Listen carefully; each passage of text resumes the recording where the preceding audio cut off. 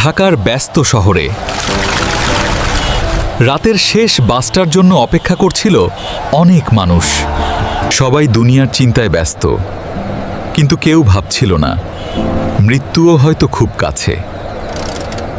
বাবারা, নামাজ ঠিক মতো পড়ো, দুনিয়ার জীবন খুব ছোট। চাচা, এসব পুরনো কথা বাদ দেন, এখন জীবন উপভোগ করার সময়।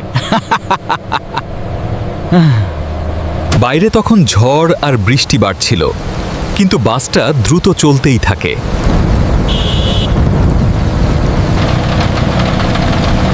আল্লাহ, সামনে ট্রাক! এক মুহূর্তেই বদলে গেল সবকিছু। চারদিকে শুধু চিৎকার আর কান্না। আম্মু, আমাকে বাঁচাও। আলহামদুলিল্লাহ, শেষ সময়েও আল্লাহকে ডাকতে পারছি। কিছু মানুষ বেঁচে গেল, আর কিছু মানুষ চিরদিনের মতো দুনিয়া ছেড়ে চলে গেল। সেদিন অনেক পরিবার হারিয়েছিল তাদের প্রিয় মানুষকে।